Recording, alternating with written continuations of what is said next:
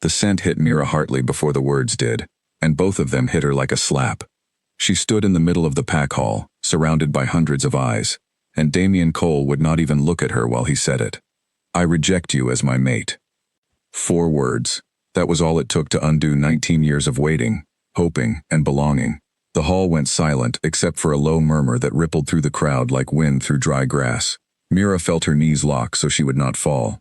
She had imagined this day 1,000 times in her nightmares, but never once had she imagined the small, cruel smile on Damian's face as he turned back to the woman standing beside him, an alpha named Priya who had spent the last 2 months whispering into his ear that an omega like Mira was not worthy of the Cole bloodline. Mira did not cry. She had promised herself long ago that she would not give this pack the satisfaction of her tears. She walked out of the hall with her chin lifted, though her hands trembled at her sides. Outside, the cold night air bit into her skin, and for a moment she simply stood on the stone steps, breathing, trying to remember who she was without the title of Damian's intended mate. She had been that for so long that she barely remembered what came before it. By morning, everyone in the pack knew. Rejected Omegas were not exiled by law anymore, not in this century, but they were exiled all the same, in every way that mattered.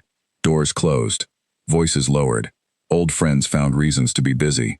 Mira packed a single bag, said goodbye to no one, and left before the sun had fully risen, walking down the long gravel road that led away from the only home she had ever known. She did not know where she was going. She only knew she could not stay. 3 days later, sitting in a small rented room above a laundromat in a town she had never heard of before, Mira received a phone call that would change the direction of her entire life. "Miss Hartley?" The voice on the other end was crisp, professional, a little tired. "My name is Grace Whitfield. I am a lawyer representing the estate of your great-aunt, Eleanor Hartley." Mira blinked.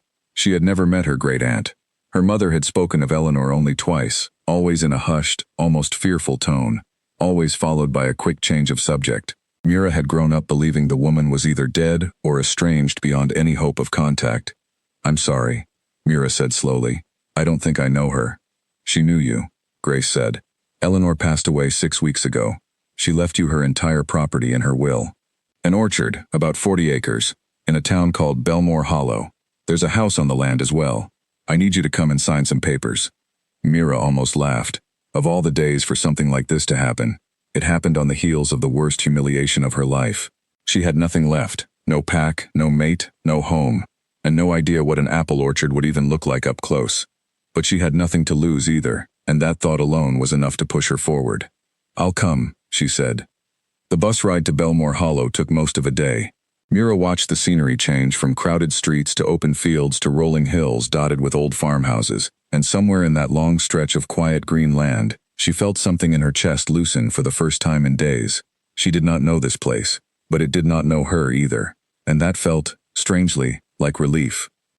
Grace Whitfield met her at the small bus station, a sharp-eyed woman in her 50s with silver streaks in her dark hair, and a folder of documents tucked under one arm. She studied Mira for a long moment before speaking. "You look like her," Grace said. "Eleanor, I mean. Same eyes." "I never met her," Mira admitted. "I know." Something flickered across Grace's face, there and gone before Mira could name it. She kept to herself the last few years. "But she talked about you sometimes, said she was watching." Mira did not know what to make of that, so she said nothing, and Grace did not explain further. They drove out of town in Grace's old blue car, past a general store, a small diner with a hand-painted sign, and a church with a leaning steeple, until the road narrowed and the houses grew farther apart. Finally, they turned down a dirt path lined with tall, wild grass, and there it was, the orchard. Mira had expected neat rows of trees, tidy and well-kept, the kind of picture-perfect farm she had seen in magazines. What she found instead was a wilderness. Rows of apple trees stretched out in every direction, their branches twisted and overgrown, some heavy with fruit that had never been picked and now lay rotting in the grass beneath them. Weeds climbed up the trunks. A wooden fence sagged in several places, and at the far end of the property stood a farmhouse with a slumped porch and shutters hanging loose on rusted hinges. It was a mess. It was abandoned, and somehow, standing there in the fading afternoon light, Mira felt more at home than she had in years. "It needs work," Grace said, watching her carefully. "It needs a lot of work," Mira agreed, but she was already walking forward, already reaching out to touch the rough bark of the nearest tree, already breathing in the smell of damp earth and ripe apples, and something else beneath it, something she could not quite name. It smelled old, it smelled like secrets. Grace handed her a heavy iron key. The house is unlocked, actually. Has been for years. Nobody around here bothers it. There's something about this land people tend to avoid. What do you mean? Grace hesitated, glancing toward the tree line at the edge of the property, where the trees grew thicker and darker, almost like a wall. Small towns have stories, Miss Hartley. I wouldn't put too much weight on them. Eleanor was a private woman.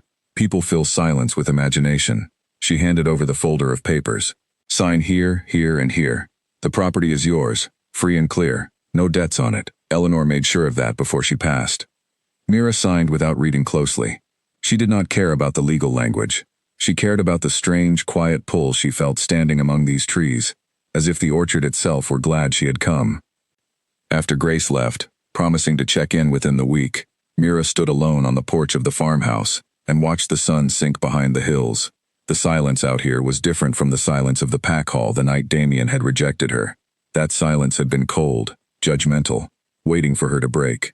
This silence felt patient, watching, almost kind.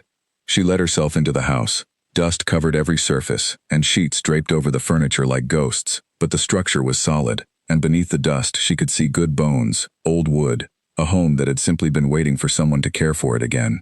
She found a bedroom upstairs that seemed less disturbed than the rest, made up the bed with linens she found in a cedar chest, and fell asleep faster than she had in weeks, lulled by an unfamiliar quiet that somehow did not feel unfamiliar at all. She woke the next morning to the sound of an engine outside. Mira sat up quickly, heart pounding, memories of the previous days still raw enough to make her flinch at any unexpected noise. She pulled on a jacket and went downstairs, peering out through a grime-streaked window to see an old pickup truck parked at the edge of her new property. A man stood beside it, tall, broad-shouldered, with dark hair that fell over a scar that ran along one side of his jaw. He was staring at the orchard with an expression Mira could not quite read, something between grief and wariness. She stepped outside, and the man's head turned sharply toward her, as if he had sensed her before he saw her. For a moment neither of them spoke. Mira became suddenly aware of how she must look, hair unbrushed, wearing yesterday's clothes, standing on the porch of a house that clearly was not fit for guests. "You're the niece," the man said finally. His voice was low, rough at the edges, like it was not used often. "Great niece," Mira corrected, straightening her shoulders. "Mira Hartley. And you are?" "Silas Reyes. I own the land next door." He nodded toward the tree line to the west, where Mira could just make out another farmhouse in the distance, smaller than her own, with smoke curling from its chimney. "I used to help your aunt with the orchard, fixing fences, clearing brush, that sort of thing." "That's kind of you," Mira said, though something in his tone made her wonder if kindness had much to do with it. Silas did not smile. His eyes moved past her, toward the house, toward the trees, with a focus that seemed almost protective. "You planning on staying?" The question caught her off guard. "I don't know yet," she admitted, surprising herself with her honesty. "I don't have anywhere else to go." Something shifted in his expression then, softening just slightly, though his guarded posture did not change. "Then you should know a few things about this place before you decide anything." He gestured toward the orchard behind her. "These trees are older than anyone in town can properly explain. Your aunt never let anyone touch the ones at the back of the property, past the stone wall. Not once, in all the years I worked for her." Mira frowned, glancing over her shoulder at the distant tree line, the one Grace had also mentioned the day before. "Why not?" "She never said." Silas's jaw tightened. "But she made me promise the same thing. Every single year. Stay out of the back orchard. Don't go past the wall." He studied her for a long moment, and Mira felt the weight of his gaze like a physical thing. "Well, I'd suggest you keep that promise too, at least until you understand what you're dealing with." "That's not much of an explanation," Mira said, unable to keep a note of frustration from her voice. She had left one place full of secrets and unspoken rules, only to arrive at another. "No," Silas agreed. "It isn't, but it's what I've got, and it's more than most people in this town would tell you." He walked back toward his truck, then paused with one hand on the door. "If you decide to stay, I'll come by tomorrow. Help you get the fences sorted at least. The rest, you'll have to figure out on your own time." He drove off before she could respond, leaving her standing alone in the morning light, with more questions than she had woken up with. Mira wrapped her arms around herself, staring toward the distant stone wall at the back of the orchard, half hidden behind a curtain of low-hanging branches. There was something there. She could feel it, the same way she had fell in the pull of the orchard the moment she arrived, a sense of something waiting, something old, something that had been waiting a very long time for someone like her to come home. For the first time since the rejection that had upended her life, Mira Hartley felt something other than grief. She felt curiosity, and beneath that, quiet and small but growing steadily stronger with every breath of orchard-scented air, she felt the first stirrings of purpose. She turned back toward the house, already making a list in her mind of everything that needed doing, and somewhere in the back of her thoughts, a single question repeated itself, refusing to be ignored. What had her great-aunt been protecting, and why had she chosen Mira, a woman she had never even met, to inherit it? The apples on the nearest tree caught the morning sun, red and gold and strange, closer to jewels than fruit. Mira reached up and picked one, turning it over in her palm. It felt warm, warmer than it should have been in the cool morning air. She did not eat it, not yet. Instead, she carried it inside and set it on the kitchen table, where it sat gleaming like a small, quiet promise of everything still to come. Silas Reyes returned the next morning exactly as he had promised, arriving with a truck bed full of fence posts, and a silence that Mira was slowly learning was simply part of who he was. He did not knock, he did not call out a greeting. He simply began unloading tools by the sagging western fence line, working with the quiet efficiency of a man who had done this task 100 times before, and expected no thanks for doing it again. Mira came out to meet him, a mug of coffee in each hand, though she was not entirely sure Silas drank coffee. He looked up when she approached, and for the briefest moment something like surprise crossed his features, as if he had not expected the gesture. "Thought you might want this," she said, holding one mug toward him. He took it, wrapping both hands around the warmth. "Didn't expect hospitality from a Hartley," he said, not unkindly, more like an observation. "Your aunt wasn't much for small talk either, but she never once let me leave without feeding me first. Sounds like she had manners at least," Mira said, settling onto an overturned crate near the fence. "Tell me about her, please, I know almost nothing." Silas took a long sip before answering, his eyes drifting toward the orchard behind them, toward the twisted trees and the stone wall in the distance. Eleanor Hartley came to Belmore Hollow almost 30 years ago. Bought this land from a family who couldn't wait to be rid of it.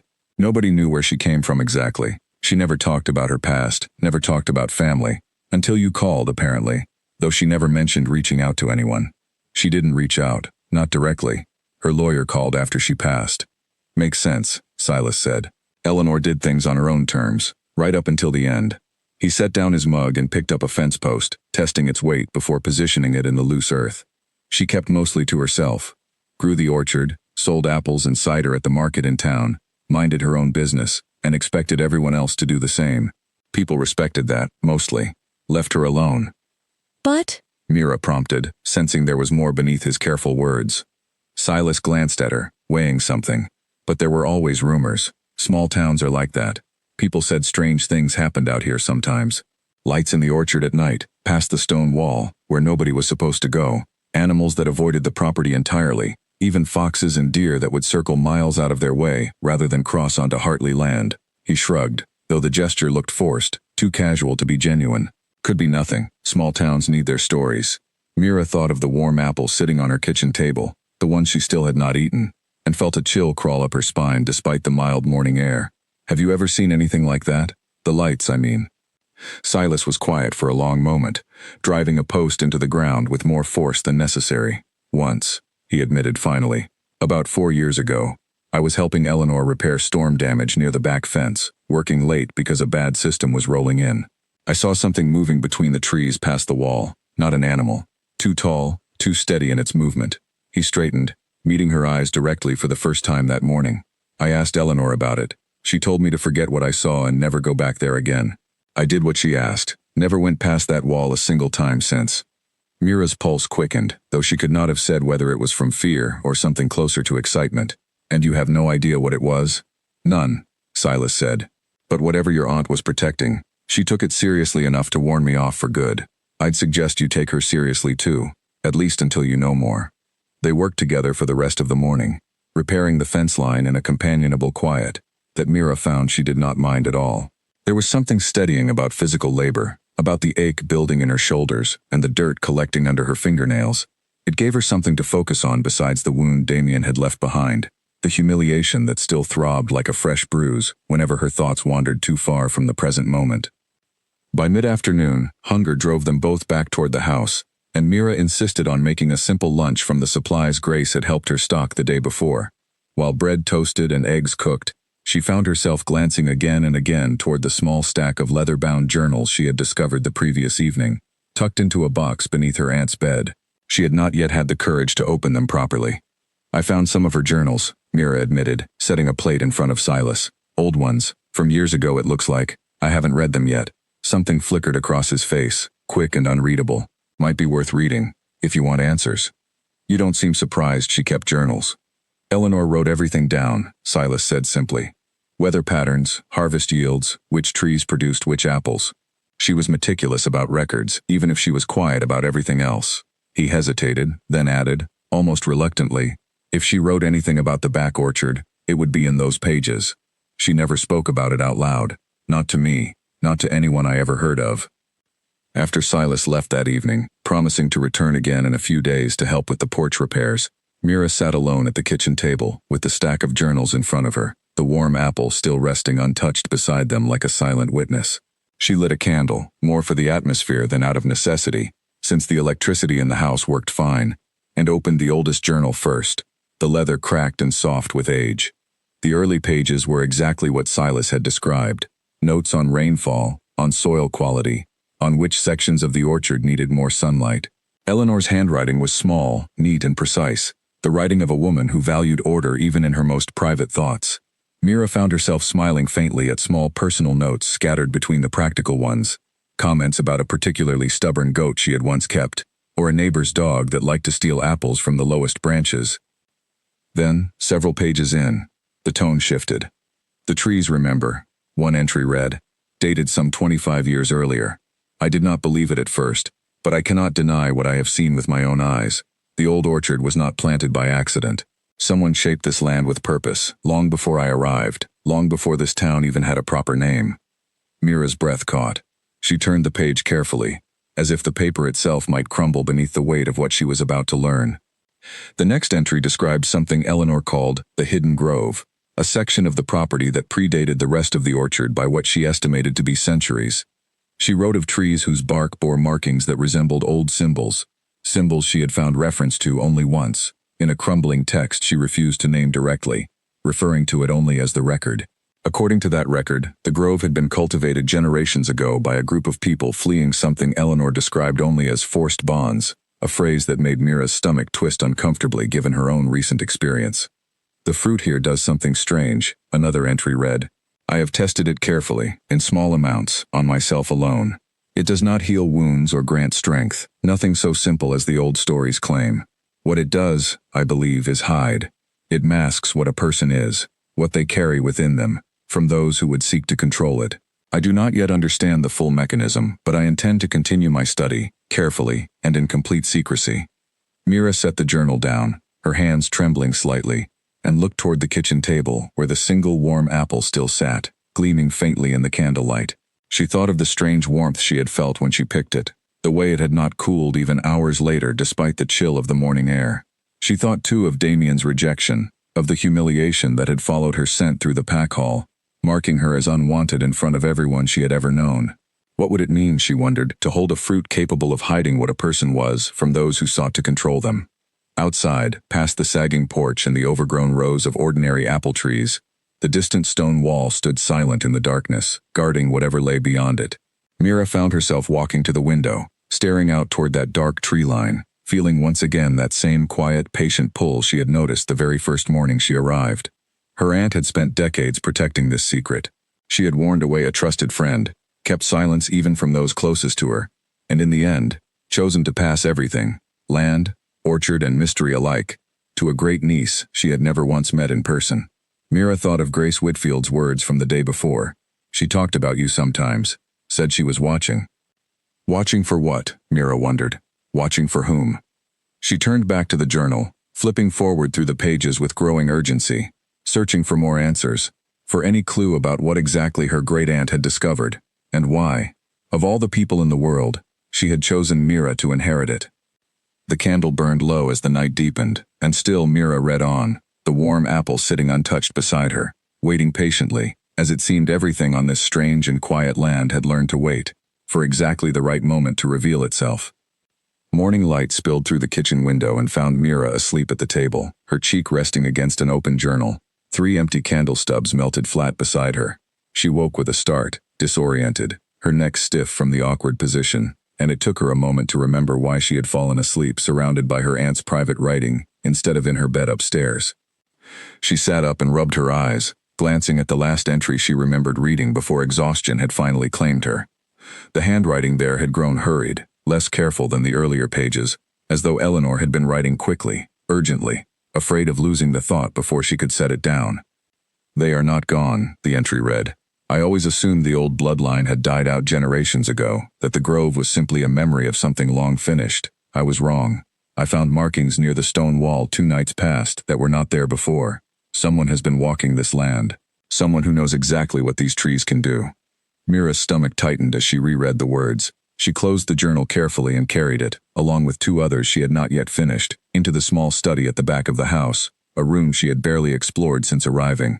Sunlight streamed through a grimy window, illuminating shelves lined with old books, most of them about botany and local history, though a few looked far older and more unusual than the rest, their spines cracked and unlabeled.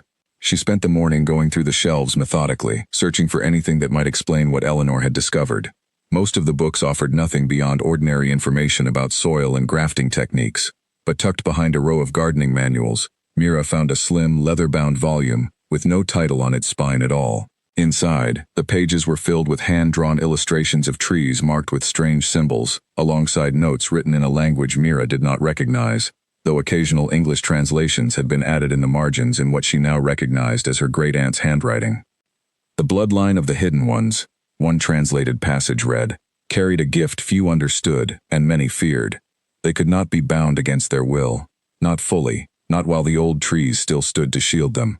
For this reason they were hunted, their groves burned, their names erased from every record that might have preserved them. Only a handful escaped, carrying seeds from the sacred trees to plant in places far from those who sought to control them." Mira set the book down slowly, her mind racing. She thought again of the rejection in the pack hall, of every Omega she had ever known who had been treated as property rather than a person, valued only for what bond they might be forced into. If this book was to be believed, an entire bloodline had once existed specifically to resist that kind of control. And her great-aunt had been protecting the last of it. A knock at the front door startled her out of her thoughts. She hurried to answer it, expecting Silas, but instead found an older woman standing on the porch, gray-haired and sharp-eyed, wearing a cardigan despite the mild weather, and carrying a basket covered with a checkered cloth. "You must be Eleanor's girl," the woman said, her tone friendly but assessing. "I'm Nora Whitcomb. I run the general store in town. Thought you might need some proper groceries, since I doubt anyone's told you where anything is around here yet." Mira accepted the basket gratefully, touched by the unexpected kindness. "Thank you, that's very generous. Least I could do." Nora peered past her into the house, curiosity evident in her expression.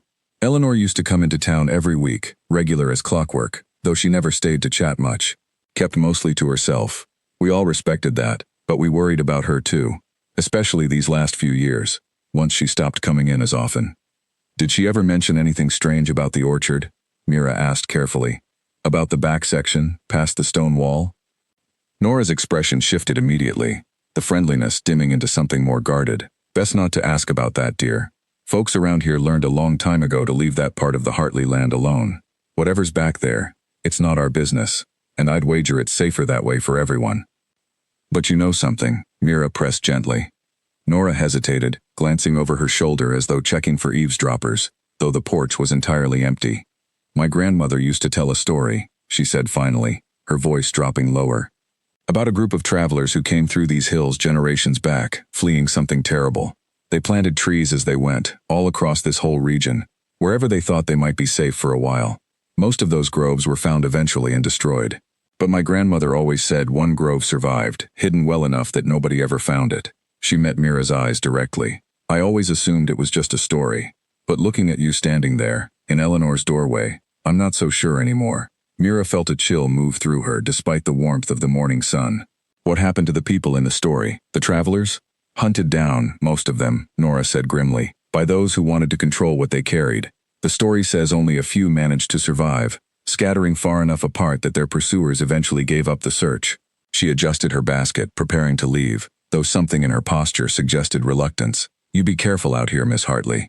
Whatever your aunt was protecting, she guarded it fiercely enough to keep this whole town wondering for 30 years. That's not nothing. After Nora left, Mira stood on the porch for a long while, watching the older woman's car disappear down the dirt road, before turning back toward the orchard behind her.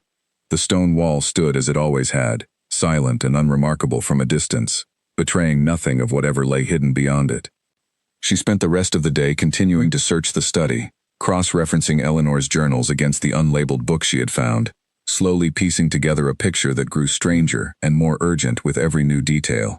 The hidden bloodline, according to the old text, carried an ability tied directly to the sacred trees, an ability to resist and eventually break forced bonds imposed upon them against their will.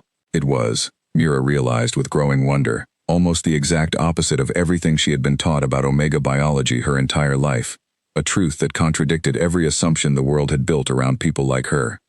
By evening, exhausted but too energized to sleep, Mira made a decision. She would go to the stone wall herself, just to look, just to see with her own eyes what her great-aunt had spent decades protecting. She grabbed a flashlight from the kitchen drawer and stepped out into the cool evening air, following the overgrown path that wound between the rows of ordinary apple trees toward the back of the property. The closer she drew to the stone wall, the more the air around her seemed to change, growing thicker somehow, charged with something she could not name but could absolutely feel, raising the small hairs along her arms. She reached the wall just as the sun disappeared fully behind the hills, painting the sky in deep purples and blues. The stones were old, moss-covered, stacked without mortar in a style that looked far more ancient than anything else on the property. Beyond it, the trees grew close together, their branches forming a canopy so dense that almost no light penetrated through, even in the fading evening glow. Mira placed her hand against the cool stone, and the moment her palm made contact, a faint warmth spread through her fingers, traveling up her arm like a slow, gentle pulse. She gasped, pulling her hand back instinctively, staring at her palm as though expecting to see some visible mark left behind. A twig snapped somewhere behind her. She spun around, flashlight raised, heart hammering, and found Silas standing several feet away, his expression tight with something between concern and alarm. "You shouldn't be here," he said quietly. "Neither should you, apparently," Mira replied, though her voice shook slightly. "You said you never come back here."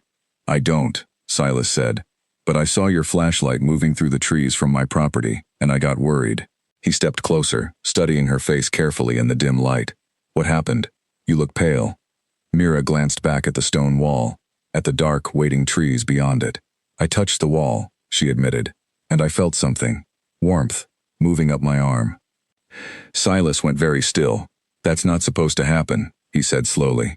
"Eleanor told me once that the wall reacts differently depending on who touches it.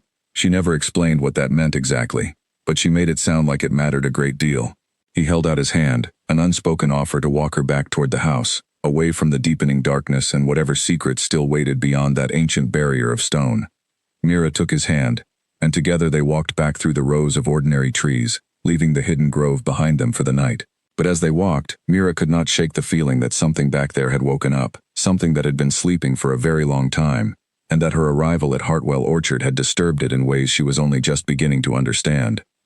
Neither of them spoke again until they reached the porch, where Silas finally released her hand and stepped back, putting a careful distance between them, as though he had only just realized how close they had been standing. Mira noticed the retreat but said nothing about it, too preoccupied with the lingering warmth still tingling faintly in her palm. "You should eat something," Silas said gruffly, "and rest. Whatever that wall did, it's better to face it with a clear head."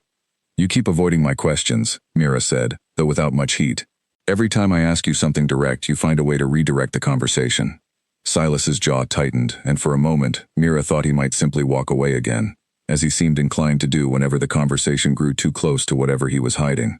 Instead, he surprised her by sitting down heavily on the porch steps, running a hand through his dark hair.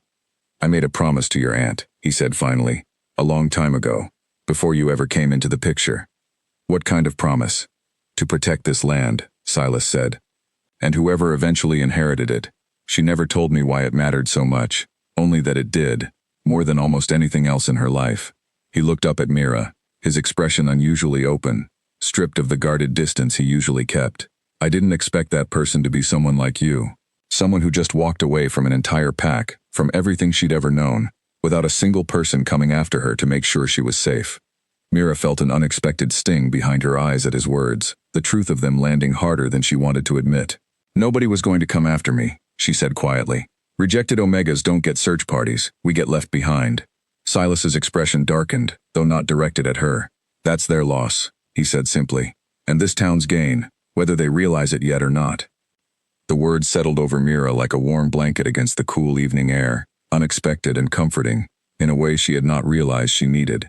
She sat down beside him on the porch steps, close enough to feel the warmth radiating from his side, though neither of them acknowledged the closeness directly. Tell me what you do know, she said, even if it's not everything, even if it's just pieces. Silas was quiet for a long moment, staring out at the dark orchard stretching before them. There's a group, he said finally. People who aren't tied to any pack, who live outside the usual structures most alphas and omegas follow. I've crossed paths with a few of them over the years, mostly by accident, in towns passing through. They don't advertise what they are. They keep to themselves, the same way your aunt did. Are you one of them? Mira asked, watching his face carefully. No, Silas said. I'm just an ordinary alpha who happened to grow up next door to something extraordinary. He glanced at her sideways. But I've heard them mention Belmore Hollow before, years ago, in passing conversations I wasn't meant to fully understand at the time. They spoke about it like it mattered, like something important was hidden here, something they were keeping watch over from a distance. Mira's pulse quickened. Watching the orchard? Watching Eleanor? I think so, Silas admitted. Though I never had proof, not until you mentioned what happened at that wall tonight. He turned to face her fully. Whatever you felt back there, Mira, it reacted to you specifically. Eleanor lived on this land for 30 years and never once mentioned anything like that happening to her. That has to mean something. Mira thought of the passage she had read earlier that day, about the hidden bloodline and their connection to the sacred trees. She thought too of her mother's strange reluctance to discuss Eleanor at all, the way she had always changed the subject quickly, almost fearfully, whenever her great-aunt's name came up. I need to call my mother, Mira said suddenly, standing up. There has to be a reason Eleanor left everything to me specifically. A reason beyond simple family obligation. She went inside to retrieve her phone, Silas following a step behind, and dialed her mother's number with hands that trembled slightly despite her efforts to steady them. The call connected after several rings, her mother's voice sounding distant and cautious. Mira, I heard about what happened with Damien. I'm so sorry, sweetheart. I'm fine, Mira said quickly, though the words felt hollow even to her own ears.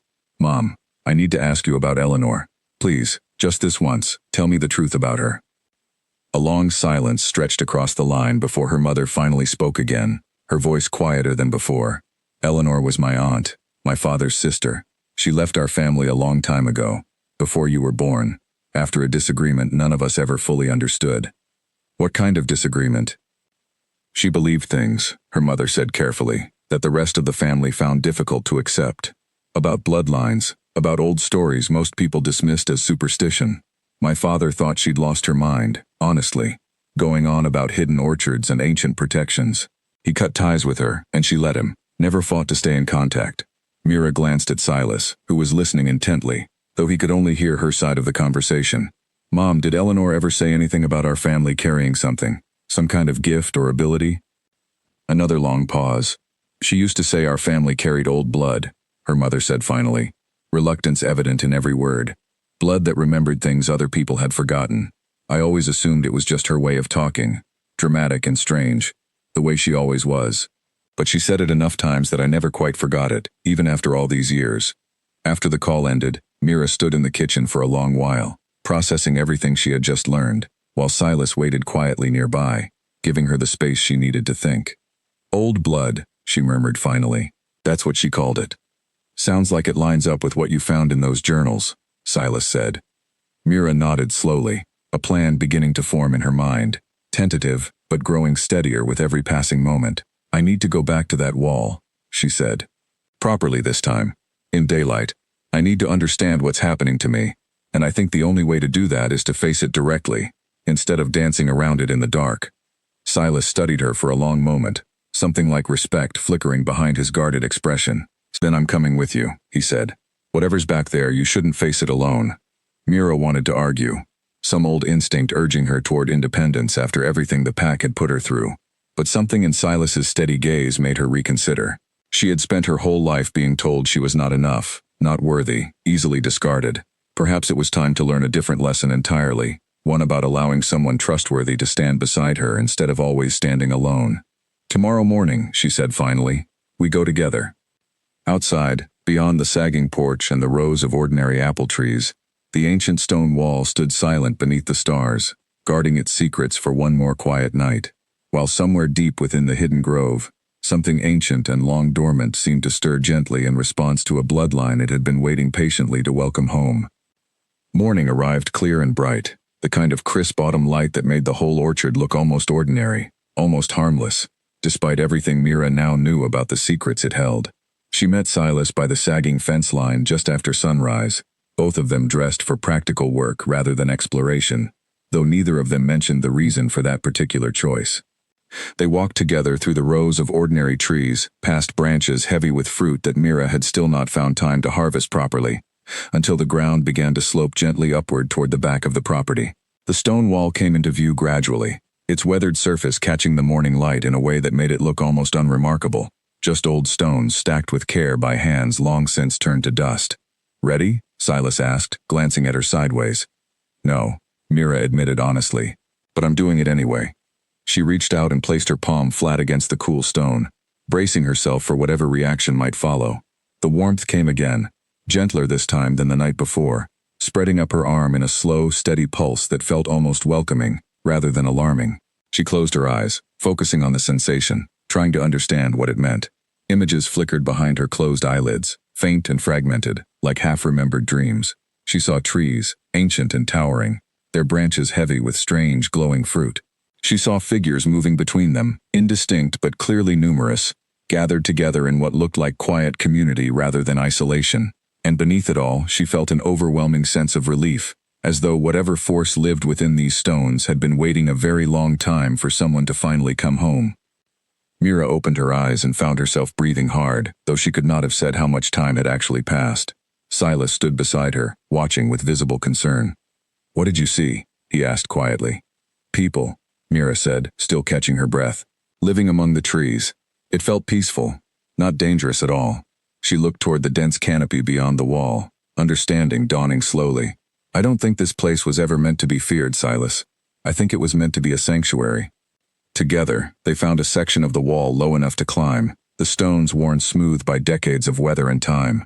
Mira went first, Silas following close behind, and the moment her feet touched the ground on the other side, the entire atmosphere of the orchard shifted around her. The air here felt different, richer somehow, thick with a scent that reminded her of rain on warm earth mixed with something sweeter, almost like honey. The trees grew close together, their branches intertwining overhead to form a natural canopy that filtered the sunlight into soft, dappled patterns across the forest floor. And scattered throughout the grove, Mira noticed small clusters of apples growing on branches that seemed far too old to still be bearing fruit, each one glowing faintly with the same warm light she had noticed in the apple sitting on her kitchen table. "This is incredible," she breathed, turning in a slow circle to take in the full scope of the hidden grove.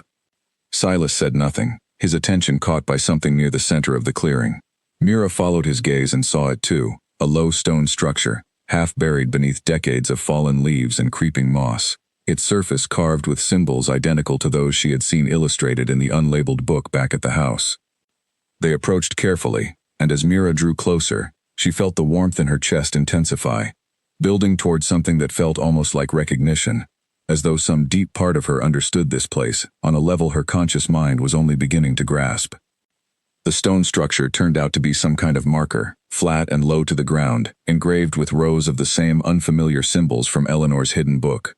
Mira knelt beside it, running her fingers carefully across the carved surface, and gasped as warmth flared beneath her touch, brighter and more insistent than anything she had felt at the outer wall.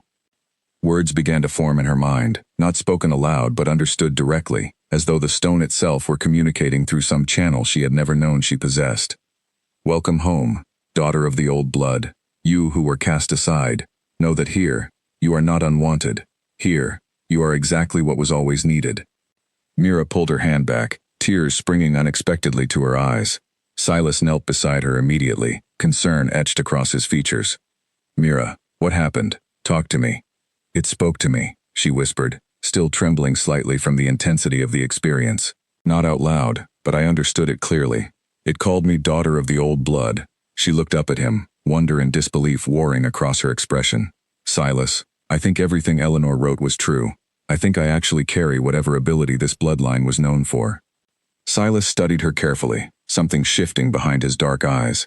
What kind of ability exactly? Resistance, Mira said slowly, remembering the passage from the hidden book. Against forced bonds. Against anything imposed on someone without their true consent. She looked down at her own hands, turning them over as though seeing them for the first time. Do you understand what that means, Silas? My whole life, I was taught that Omegas exist to be claimed, to be bonded, to accept whatever an Alpha decides for them. But this bloodline exists specifically to resist exactly that kind of control. Silas was quiet for a long moment, processing the weight of her words. That would make you dangerous, he said finally, to anyone who relies on that kind of control to maintain their power. Mira nodded slowly, the implications settling over her with growing clarity. She thought immediately of Damien, of the rejection that had humiliated her in front of the entire pack, and wondered with a cold, uncomfortable feeling whether his family's motivations had ever been entirely straightforward, or whether there had been something else at play all along, something neither of them had understood at the time. They spent the rest of the morning exploring the hidden grove carefully, cataloging what they found. Mira discovered several more stone markers scattered throughout the clearing, each one engraved with different symbols, though none reacted to her touch quite as powerfully as the first. She found trees that bore fruit in colors she had never seen on an apple before, deep purples and silvery blues alongside the more familiar reds and golds, and she found, tucked into a hollow at the base of the oldest tree in the grove, a small metal box that had clearly been placed there deliberately, protected from decades of weather by careful craftsmanship. Inside the box, wrapped in oiled cloth to protect it from moisture, Mira found a folded letter addressed simply to whoever comes next. Her hands shook as she unfolded the fragile paper, recognizing immediately the same careful, precise handwriting from her great-aunt's journals. If you are reading this, the letter began, then I have passed, and the burden of this place now falls to you. I am sorry I never had the chance to explain everything in person, to prepare you properly for what you now carry. Know that you are not alone in this. Others exist, scattered and hidden, who share this bloodline and this purpose. I have spent 30 years searching for a way to reach them safely, without drawing the attention of those who would seek to use our gift against the very people it was meant to protect. I believe I finally found that way, shortly before writing this letter. Look for a woman named Grace. She knows more than she has told you, and she has been waiting, as I have, for the right moment to share it. Mira looked up sharply, meeting Silas's questioning gaze. Grace, she said slowly. Grace Whitfield, my aunt's lawyer. You think she's connected to all this?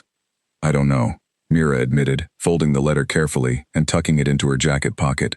But I intend to find out. She looked around the hidden grove one final time, at the ancient trees and the glowing fruit and the quiet, patient sense of welcome that seemed to permeate every inch of this sacred, hidden place. This orchard isn't just an inheritance, Silas. It's a responsibility, and I think it's time I started taking it seriously. Together they climbed back over the stone wall, leaving the hidden grove behind them for the moment, though Mira carried its warmth with her now, settled deep in her chest like a small, steady flame that no rejection, no humiliation, and no forced bond would ever be able to fully extinguish again. Grace Whitfield's office sat above the town's only bank, a narrow set of stairs leading to a small waiting room, decorated with framed photographs of Belmore Hollow from decades past. Mira climbed those stairs the following afternoon, the folded letter still tucked safely in her jacket pocket, her heart pounding with a mixture of nerves and determination she had not felt in years. Grace looked up from her desk as Mira entered, and something in her expression shifted immediately, a careful, guarded alertness replacing her usual professional composure. Miss Hartley, Grace said, setting down her pen. I wasn't expecting you today. Is something wrong with the property papers? No, Mira said, closing the office door firmly behind her. I found something in the orchard. Something Eleanor left specifically for whoever inherited this place. She pulled the letter from her pocket and set it on the desk between them. She mentioned you by name, Grace. She said you know more than you've told me. Grace's composure cracked, just slightly, a flicker of something raw passing behind her sharp eyes before she carefully smoothed her expression back into professional neutrality. She picked up the letter, read it slowly, and set it back down with hands that were not quite steady.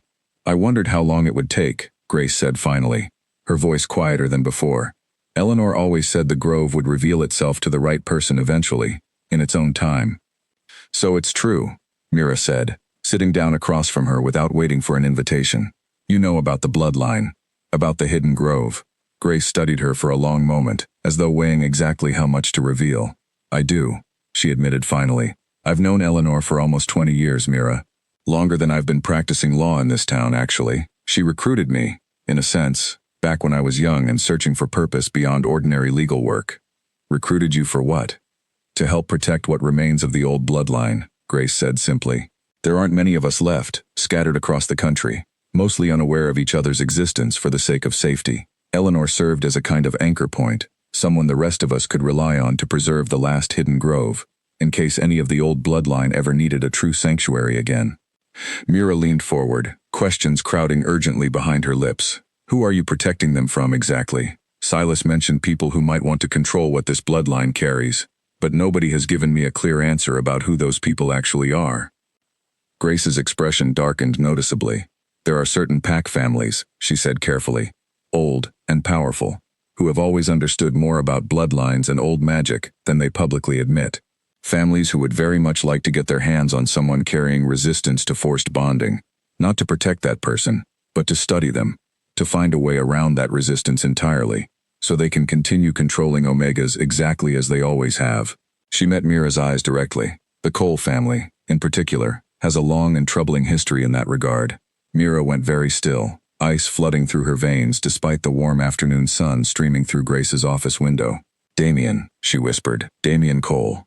I don't believe he knows what he's connected to, Grace said quickly, seeing the alarm flash across Mira's face. The Cole family keeps their deepest secrets locked away from all but their most senior members. But his rejection of you, publicly and humiliatingly, right before Eleanor's death became public knowledge, that timing troubles me more than I'd like to admit. Mira's mind raced backward, retracing the events of the past week with new and uncomfortable clarity. Damien had rejected her suddenly, without any prior warning, in front of the entire pack, mere days before Grace had called about Eleanor's inheritance. At the time, she had assumed it was simply Priya's manipulation finally succeeding after months of quiet campaigning. But what if there had been another reason entirely, one connected to bloodlines and old hidden power, rather than simple romantic betrayal? You think the rejection was deliberate, Mira said slowly. Not about Priya at all. About separating me from pack protection right before Eleanor's death, so I'd have nowhere to turn except toward this orchard. Grace nodded grimly. It's speculation, she admitted. I have no proof. But the Cole family has resources, information networks that stretch further than most people realize. If they somehow learned that Eleanor Hartley's bloodline was about to pass to an unclaimed heir, severing that heir from pack protection beforehand would be a calculated, cruel, but effective strategy. Mira sat back in her chair, processing the full weight of this new possibility. The humiliation that had driven her from everything she had ever known might not have been simple cruelty after all, but part of a larger, more calculated design, one that had inadvertently delivered her directly into the arms of the very inheritance someone wanted desperately to control. What do I do now? She asked finally, her voice steadier than she felt. You learn, Grace said firmly. Everything you can, as quickly as you can. The old bloodline's ability doesn't manifest fully overnight. It takes understanding, practice, connection to the grove itself. Eleanor spent decades studying it and still considered herself only a partial expert. She reached into her desk drawer and pulled out a small, worn notebook, sliding it across the desk toward Mira. This belonged to Eleanor as well. She asked me to keep it safe until the right moment came. I believe that moment is now. Mira took the notebook carefully, recognizing immediately that it contained information far more practical and specific than the journals she had already read, notes on how to actually access and strengthen the ability the Hidden Grove had bestowed upon her.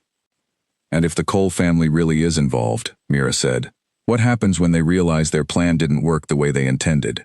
When they realize I'm still here, still connected to the grove, still gaining strength instead of being isolated and vulnerable? Grace's expression turned serious, all traces of her earlier hesitation replaced by a hard, protective resolve. Then we prepare, she said, because if they're willing to manipulate a pack rejection to serve their purposes, they won't hesitate to take more direct action once subtlety fails them. You need to be ready, Mira, not just for your own sake, but for everyone this bloodline was always meant to protect. Mira left Grace's office that afternoon with the notebook clutched tightly against her chest, her mind spinning with implications she was only beginning to fully grasp. The humiliation she had suffered in the pack hall, the wounds she had carried with her every mile of the long journey to Belmore Hollow, suddenly looked different in this new light, less like a personal failure and more like the opening move in a game far larger and more dangerous than she had ever imagined herself capable of playing. She drove back toward the orchard as the sun began its slow descent toward the horizon, and found Silas waiting for her by the fence line, his expression tightening with concern the moment he saw her face. "What happened?" he asked immediately. "You look like you've seen a ghost." "Not a ghost," Mira said quietly, stepping out of the car with the notebook still held close. "Something worse, maybe. Something that's been circling closer than I ever realized." She looked toward the orchard behind him, toward the hidden grove waiting patiently beyond the ancient stone wall.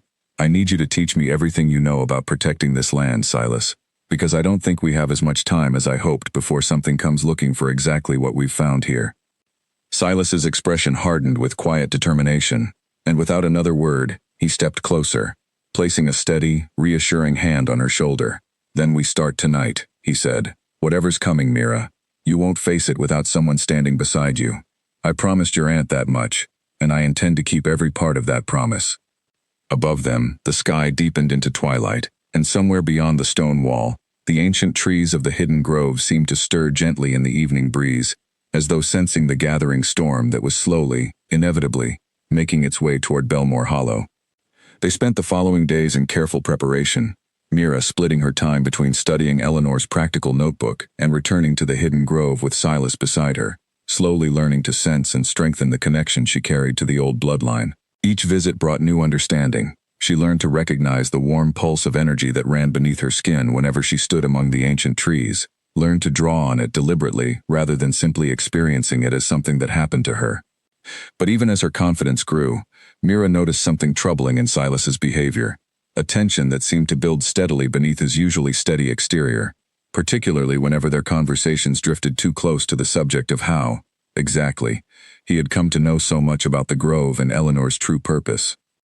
She finally confronted him about it on a quiet evening, the two of them sitting together on the porch steps after another long day of practice, the fading light painting the orchard in soft shades of amber and rose.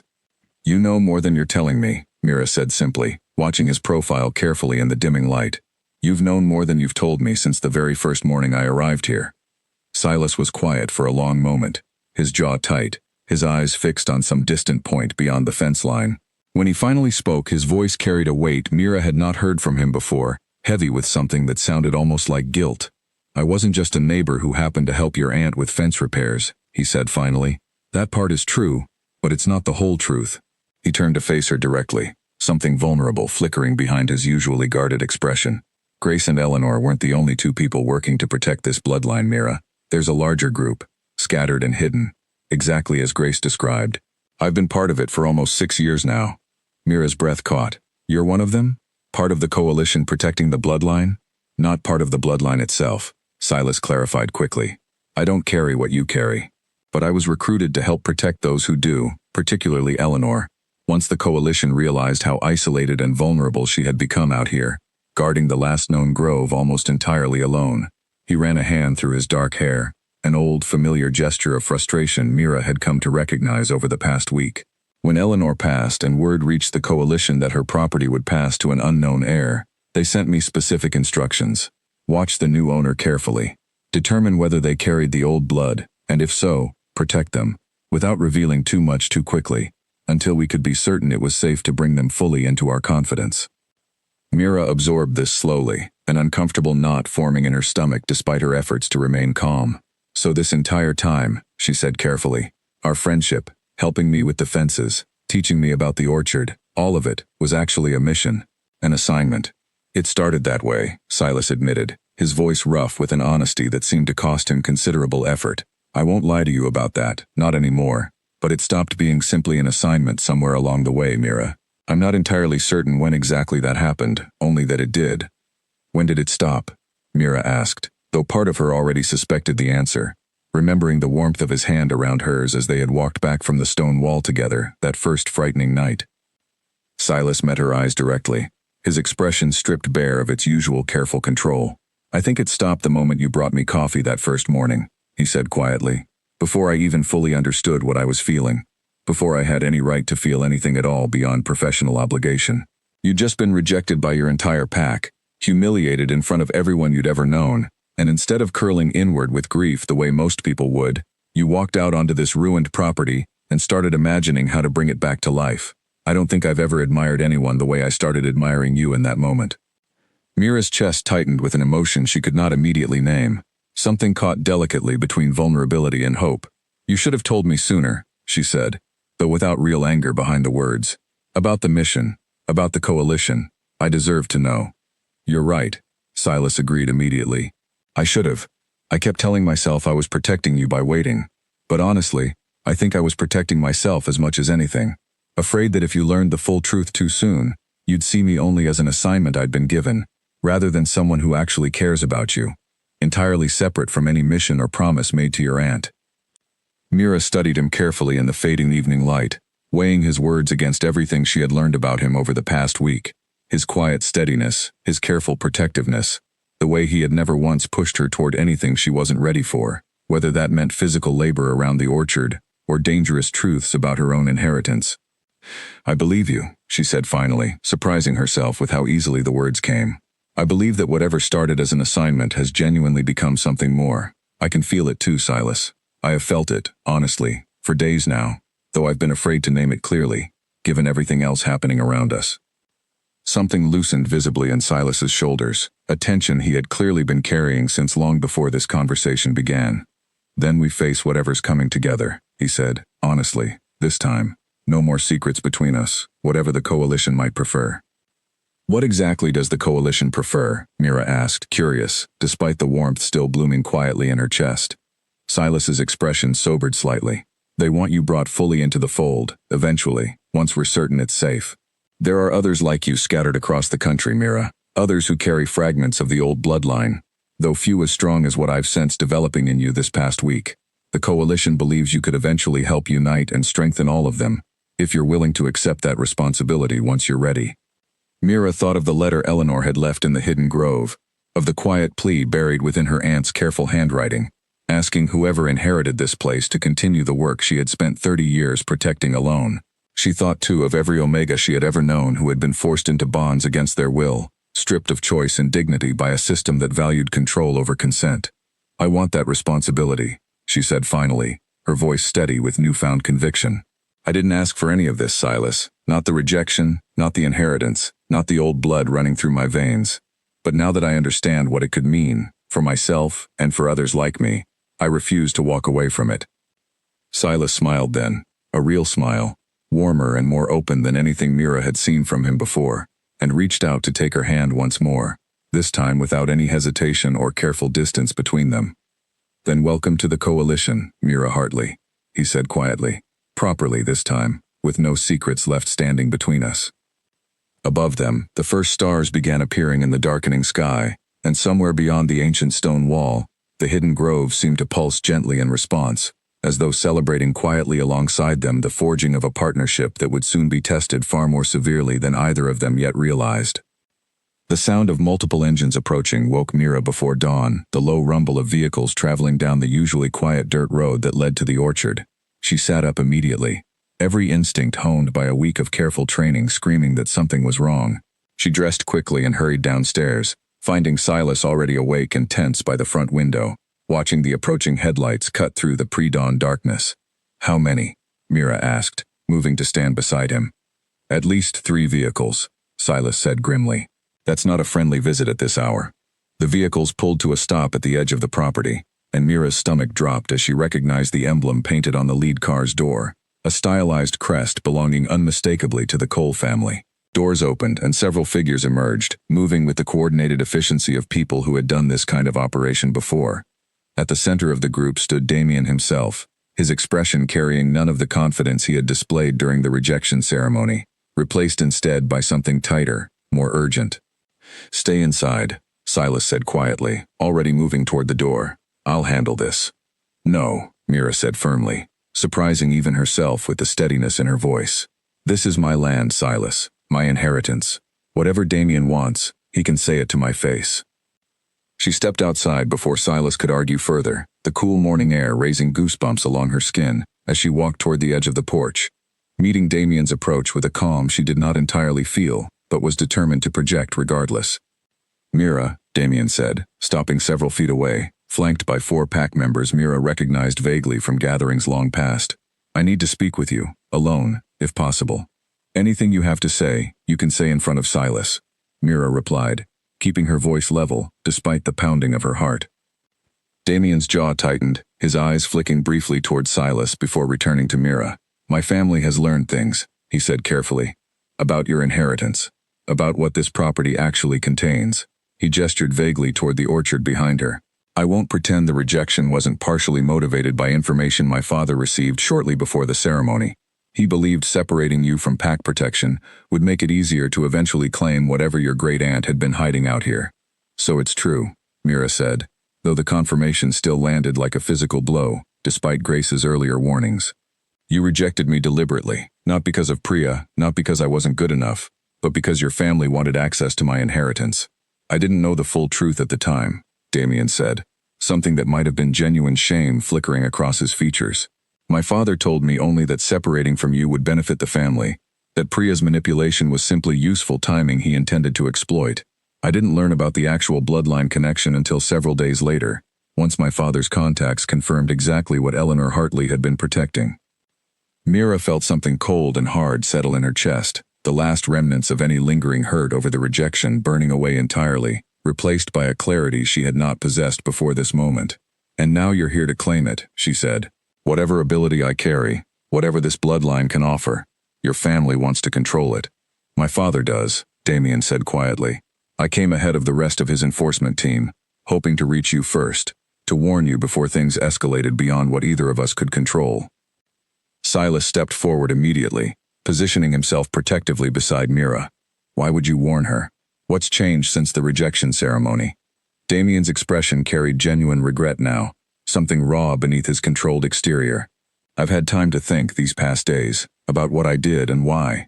My father has always taught me that power justifies almost any action, but watching Mira walk away from that pack hall without a single tear, without begging for reconsideration, something about that stayed with me longer than I expected. He met Mira's eyes directly. You deserved better than what my family did to you, Mira. I won't pretend I can undo the humiliation, but I refuse to stand by while my father sends enforcement teams to take by force what should never have been treated as a resource to exploit in the first place. Before Mira could respond, the sound of additional engines echoed down the dirt road, closer and more numerous than before. Damien's expression tightened with alarm. That's them, he said urgently.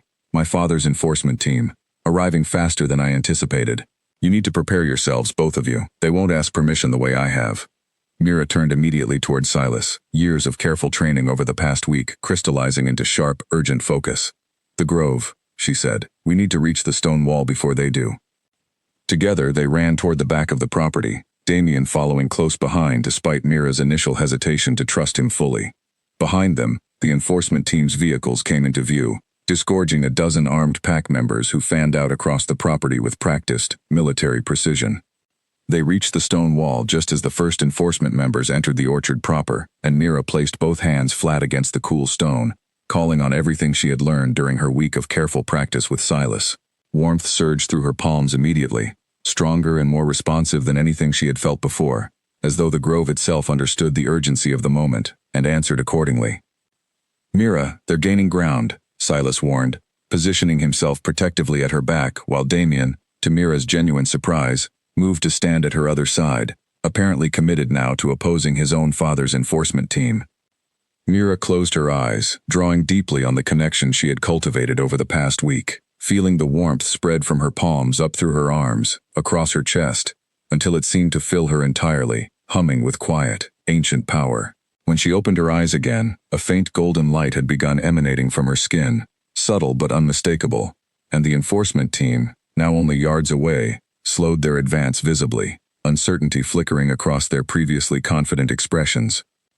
Stay back, Mira called out, her voice carrying a strength and authority she had never possessed before this moment. This land, and everything it protects, is under my care now. You have no claim here. The enforcement team's leader, an older alpha with cold, calculating eyes, studied her carefully from a distance, clearly weighing whether to press forward despite the obvious warning radiating from her glowing form. For a long, tense moment, nobody moved, the entire orchard holding its breath alongside them. Then the leader raised a hand, signaling his team to advance regardless of the warning, and Mira understood immediately that whatever peaceful resolution she had hoped for was no longer possible. The confrontation her great-aunt had spent 30 years trying to prevent had finally, inevitably, arrived at her doorstep, and there was no more room left for retreat.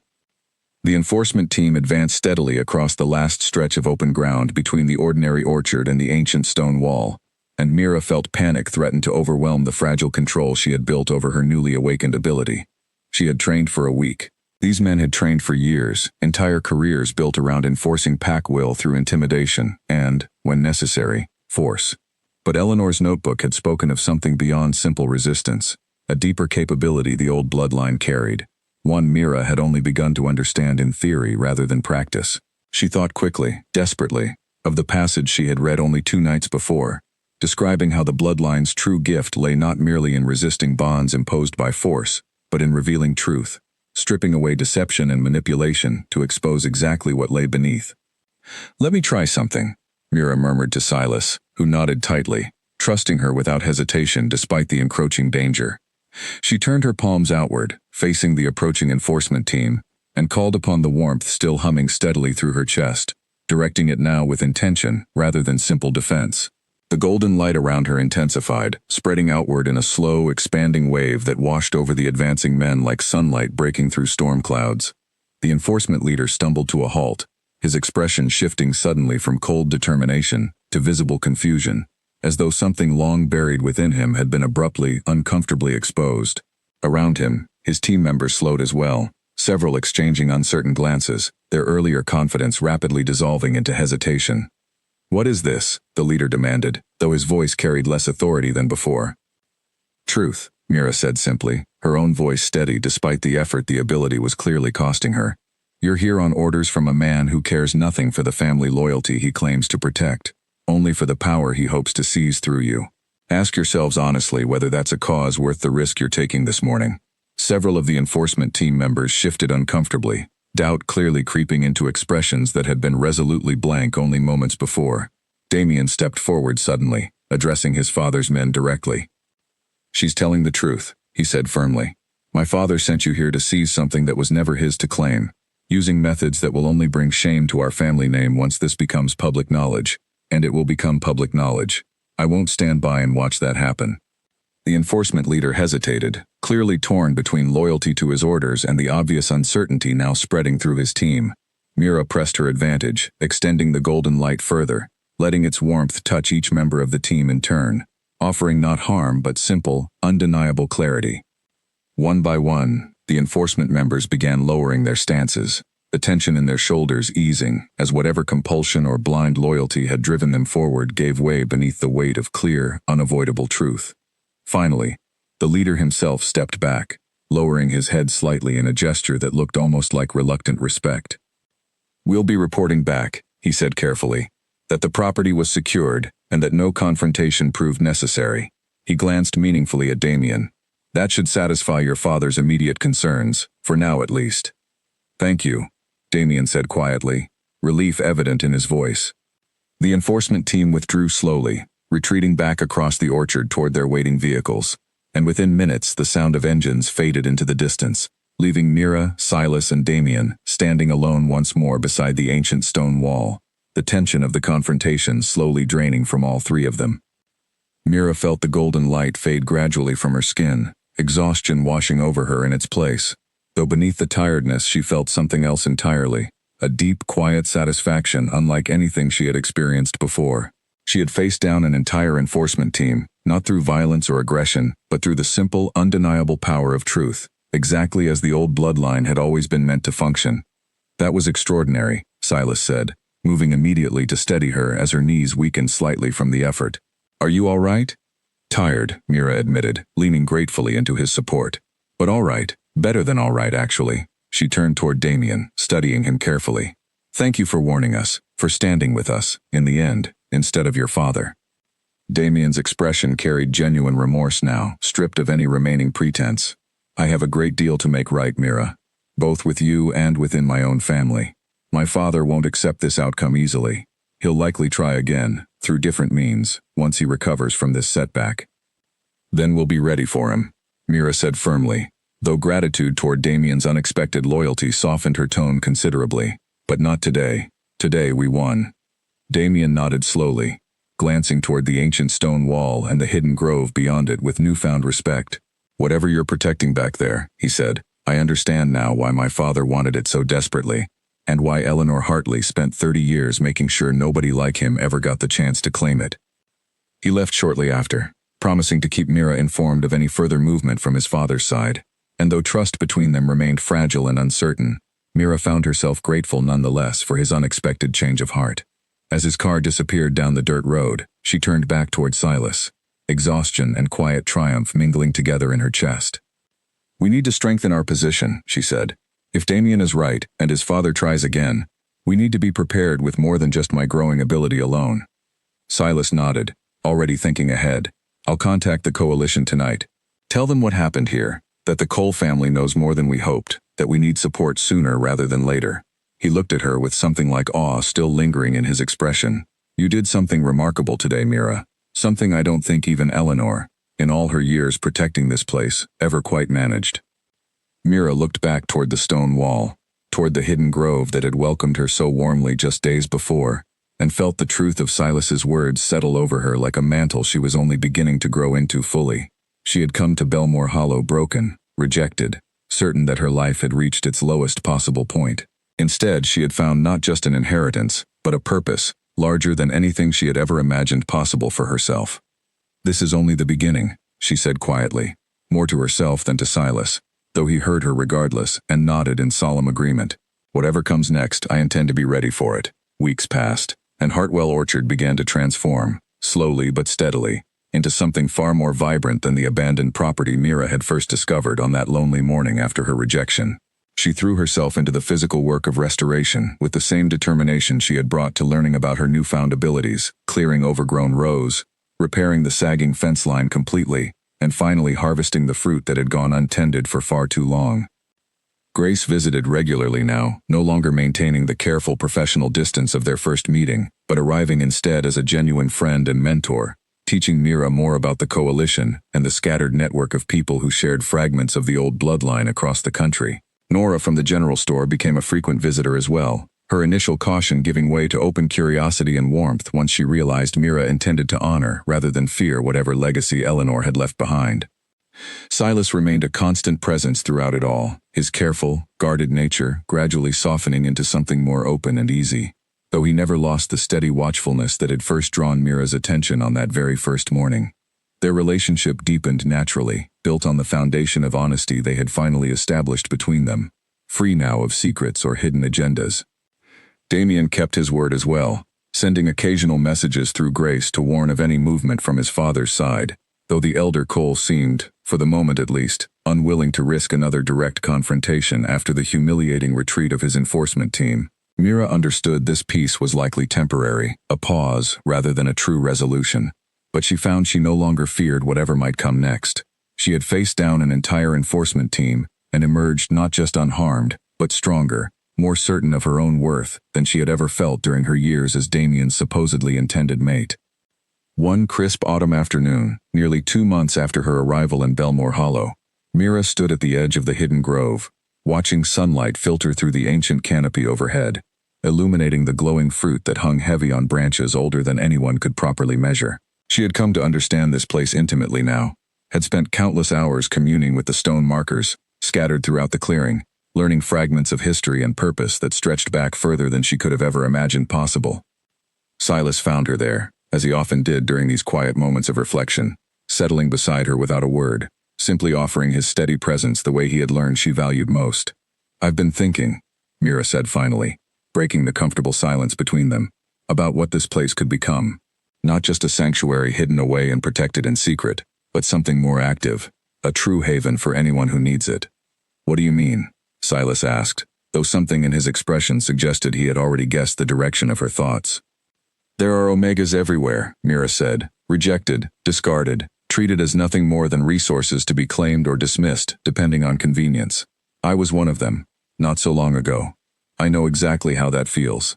The isolation, the humiliation, the complete lack of anywhere safe to turn. She looked out over the hidden grove, watching the golden light dance across ancient bark. What if Hartwell Orchard became exactly that? A place where people like me could come, could find safety and purpose, the same way I did. Silas was quiet for a long moment, considering her words carefully. The coalition has always operated in secrecy, he said finally. For good reason, given families like the Coles. Opening this place up more broadly would carry real risk. I know, Mira acknowledged, but hiding forever isn't really living, is it? Eleanor spent 30 years protecting this grove in isolation, and in the end it nearly cost everything the moment the Cole family learned of its existence anyway. Maybe true protection doesn't come from hiding indefinitely, but from growing strong enough and connected enough that no single threat could ever hope to overwhelm us. Silas studied her for a long moment, something like admiration flickering behind his dark eyes. You've grown a great deal these past 2 months, he said quietly, from the woman who arrived here with nothing but a single bag and nowhere else to go. I had help, Mira said, reaching over to take his hand. From you, from Grace, from Nora, even from Damien in his own complicated way. I didn't do any of this alone, Silas, and I don't intend to build what comes next alone either. Over the following weeks, word began spreading carefully, quietly, through the coalition's network, of a new sanctuary establishing itself at Hartwell Orchard, a place where rejected and displaced Omegas could find not just temporary shelter, but genuine purpose and belonging. The first arrivals came cautiously, testing the waters, uncertain whether this offer of safety was truly as genuine as it seemed.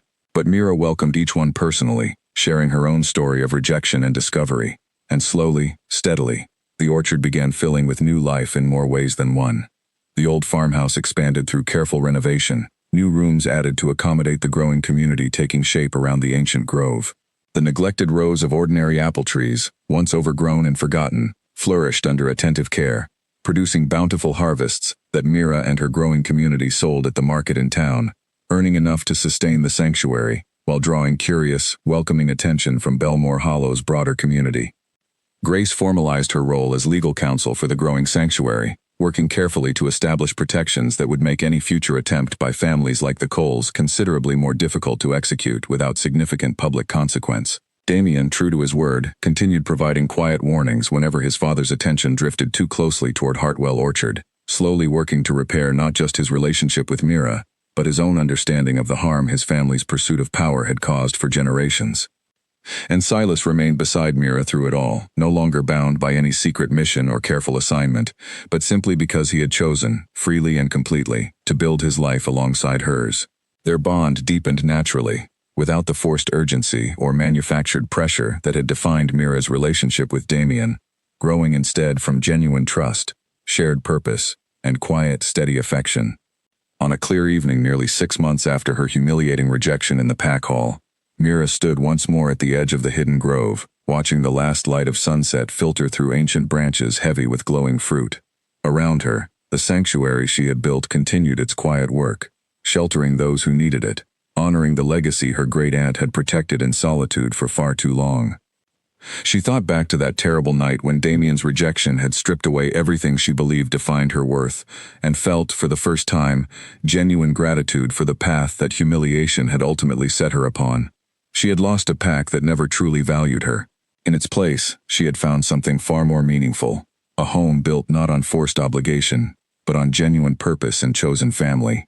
Silas joined her as the last light faded from the sky, slipping his hand into hers with the easy familiarity of two people who had built something lasting together. "Any regrets?" he asked quietly, echoing a question he had asked once before, many months earlier, when everything about this new life had still felt uncertain and fragile. Mira looked out over the hidden grove, over the sanctuary growing steadily around it, over the quiet, steady presence of the man beside her who had chosen her freely and completely. "None at all," she said softly. "Everything I lost led me exactly here, to exactly where I was always meant to be." Above them, the stars began to emerge across the darkening sky, and deep within the ancient grove, the ancient trees stood watch as they always had, no longer guarding a secret in isolation, but nurturing instead a growing community, built on truth, resilience, and the quiet, unshakable strength of a bloodline finally allowed to flourish, exactly as it was always meant to.